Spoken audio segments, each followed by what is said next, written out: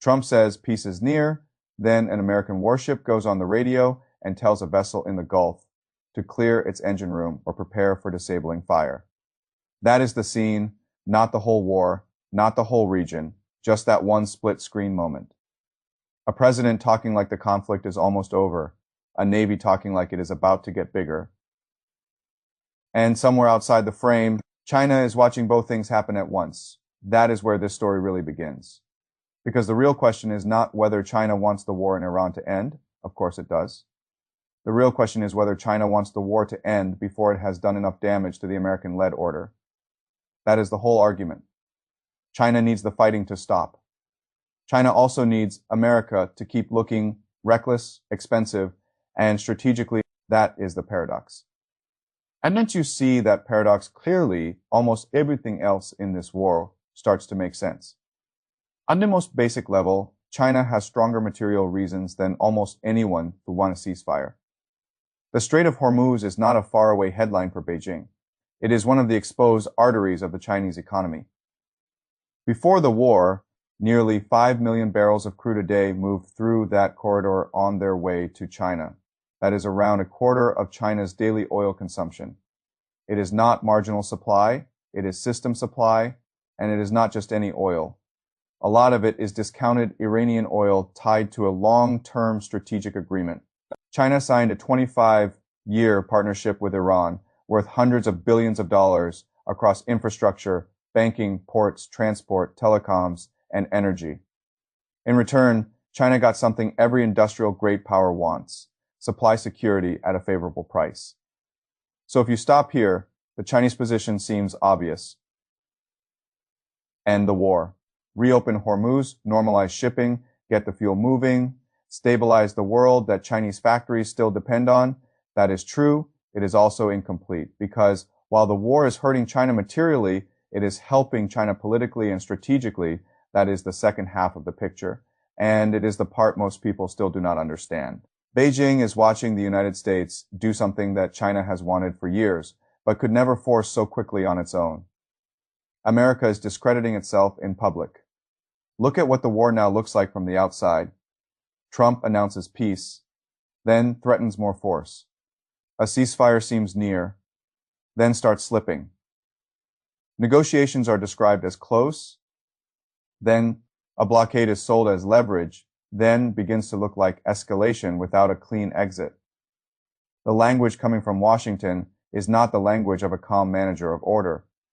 It is the language of a superpower that can still inflict enormous damage but is becoming worse at converting damage into stable outcomes that matters far beyond Iran to Europe. It raises the old question again: is the United States still a reliable strategic center, or has it become a source of volatility inside the alliance system it claims to anchor? Today's the message is even sharper. If Washington is willing to burn through resources, patience, and diplomatic coherence this way in the Middle East, then every American security guarantee elsewhere starts to feel less automatic and more conditional. To the Gulf, the conclusion is brutal. America still brings power, but its power now often arrives bundled with disorder, uncertainty, and the possibility that no one is fully controlling the escalation ladder. That is geopolitical gold for China, because Beijing has spent years trying to persuade the world that the American-led order is becoming unstable. Usually that takes long diplomatic work. You point to contradictions, you point to interventions, you point to sanctions, double standards, trade coercion, alliance fatigue. But right now, Washington is performing the argument for Beijing in real time. China does not even need to push very hard. It just needs to stand there and look calmer. That is the first real layer of China's endgame. Be the stable counter image, not the kinder power, not the cleaner power, just the less combustible one. The one that looks less likely to announce peace in the morning and expand the war by afternoon. That image matters because this is no longer just a military era. It is an era of confidence crisis. States are not only asking who is strongest, they are asking who is safest to depend on. And that is exactly where Beijing wants to win. Now take the next step. China does not only want America to look unstable. It wants America to look structurally expensive. That is a deeper and more valuable outcome. Because what this war is forcing Washington to spend is not only ships, missiles, aircraft, and air defense. It is also political capital, alliance trust, market confidence, domestic patience, and strategic reputation. America is spending hard assets and soft assets at the same time. And worst of all for Washington, the meaning of each new action keeps slipping. A strike does not produce closure, a blockade does not produce submission, a negotiation does not produce trust, a ceasefire does not produce calm. Everything costs something, but nothing closes the loop. That is exactly the kind of war Beijing wants the United States to own. Not because China enjoys the violence, China hates the instability, but because every extra week of American entanglement in a conflict with unclear political objectives gives Beijing room elsewhere. Room in Asia, room in Europe, room in Gulf, room in the global South, room to tell governments all over the world, look carefully. The power that says it guarantees order is now manufacturing disorder faster than it can control it. That is the second layer of China's ending. Let America pay the reputational bill for all. I'd move one layer further because the regional economics matter here just as much as the great power image war. China's relationship with the Middle East is no longer just about buying oil.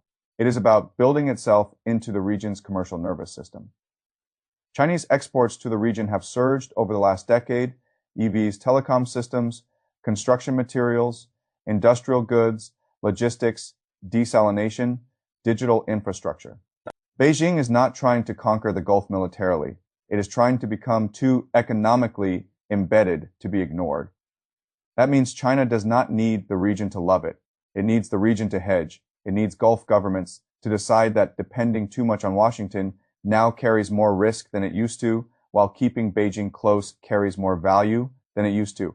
This war helps produce exactly that psychology.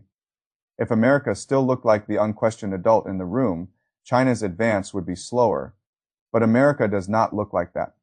Now it looks strong, yes, but restless, improvisational, and increasingly unable to stop crises from widening after it enters them.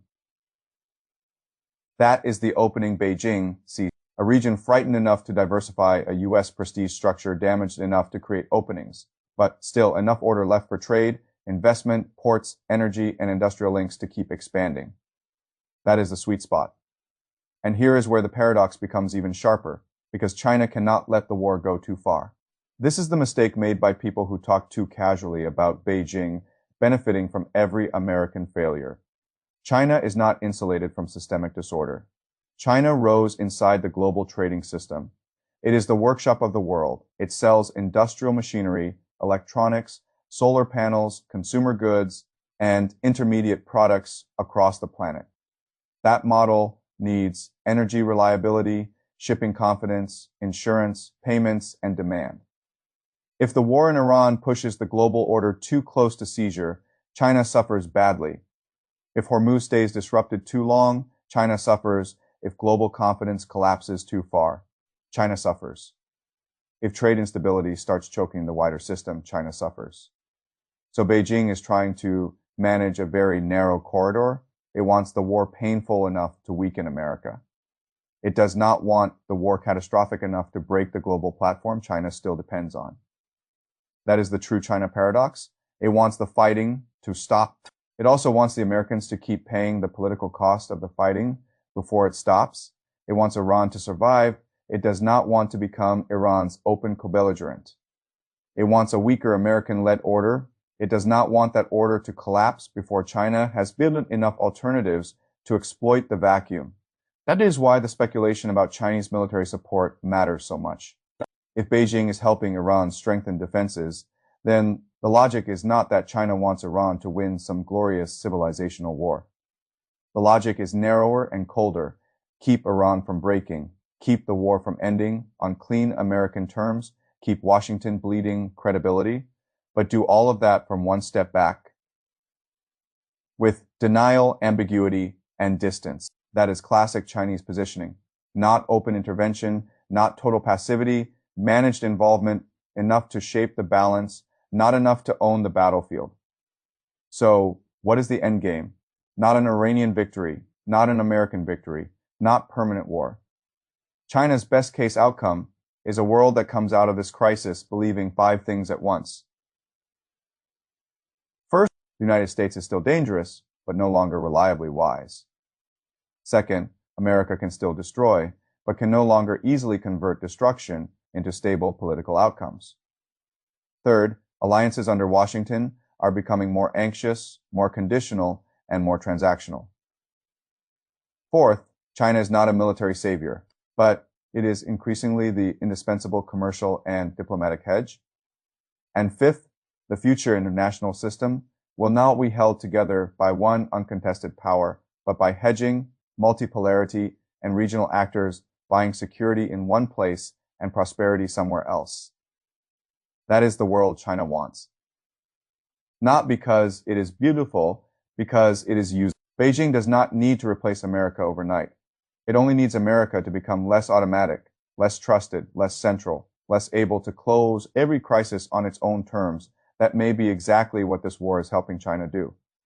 So yes, China wants the storm to stop, but only after the storm has done enough damage to the myth that America is still the indispensable grown-up in the room.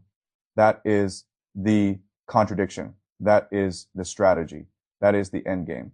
China wants the war to end, but not before the war has helped rearrange the hierarchy of the world.